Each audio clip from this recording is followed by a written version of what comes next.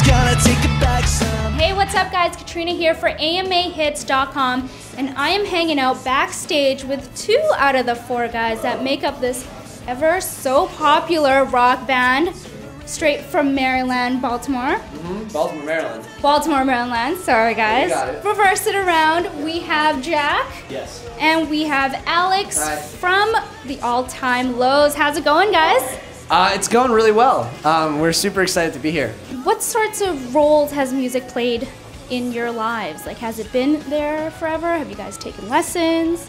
Well, it's become our career, so it's Of course. it's a pretty big role. No, Well, in the early I'm stages. just teasing. I'm just teasing.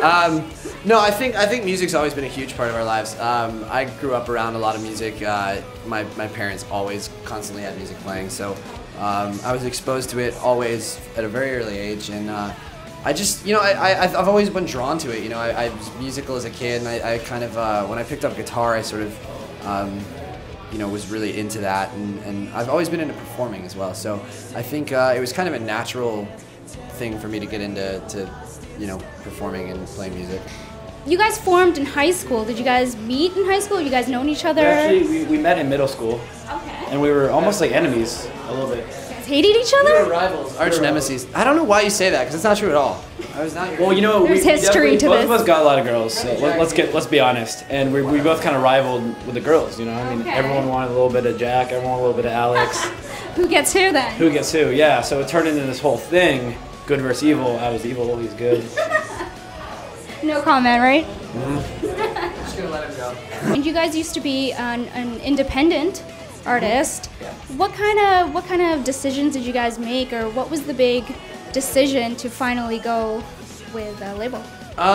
Well, I think one of the big things with us signing with Interscope, I guess up here, Universal, was that we felt like we kind of reached a ceiling. That we felt like it was time to take the next step to kind of expanding our band name to a global scale and making sure that people could buy our CD all over the world. It's not an easy industry to exist in. There's a lot. It's oversaturated. There's a lot of bands, and people aren't buying music anymore. And there's plenty of things that you struggle with as an artist. But I think the main thing is that we're a big touring band, and the way we've persevered is by always staying on the road and having a very solid connection with our fan base. Well, definitely a big following for you guys. How have you guys dealt with all the fame?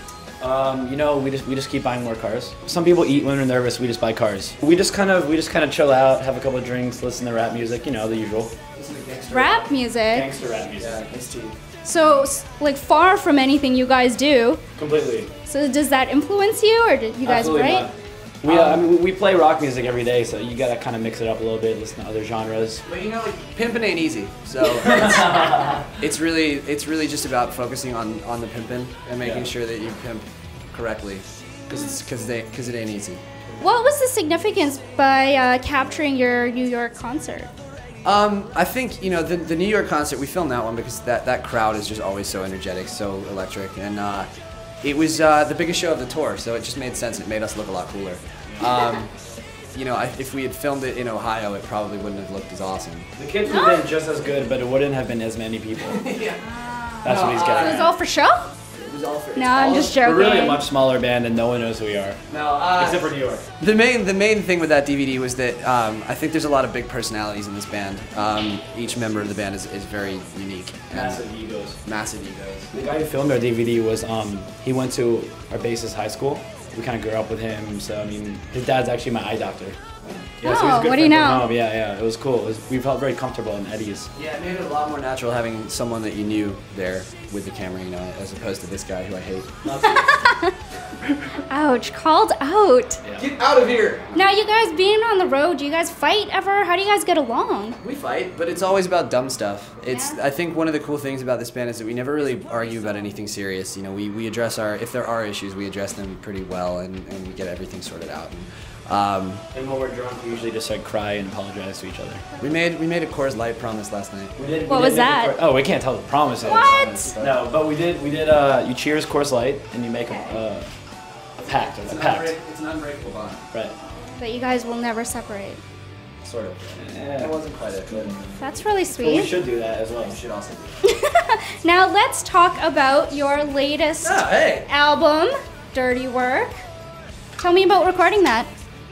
It was a show him the money shot. Oh, there you go. As dirty as it can David be. Hasselhoff. What was it like recording this album? It was actually a really cool experience. We had a really good time making the album. It took a while, but we worked with some really good producers, some really good artists, collaborating, and I think it's the most fully realized record that we've ever put out. I think it's a bit different for us, and there's definitely some change to the music, but at the same time, I think it's really a step in a good direction for us. I hate it. It's really hard for me to listen to this and be proud of it because I'm not. It's not rap. Right. It's not old school hip hop, which is what we're used to, Okay, so being in a band, they've had like this reputation of having the best after parties, the best ladies, all the dirty stuff. So dirty work. How did you guys get that title? Like, does it stem from past experiences? You nailed it. Anything significant? Alex. I made love to a watermelon once. Yeah, that's pretty dirty. Actually, it's kind of clean if you think about it. The album title stems from it really is kind of what you said. It comes from the result of all of that naughtiness, I guess. It's sort of the theme on the album is sort of dealing with the consequences of that behavior, I guess, and kind of figuring out how to make it all work. Trying to balance the fact that you're a human being and the fact that you're in a very unique, fast-moving, crazy position in life. And your take on it? Once again, he nailed it. You nailed it. All right, AMA Hits hanging out here with All Time Lows. I walk around with your heart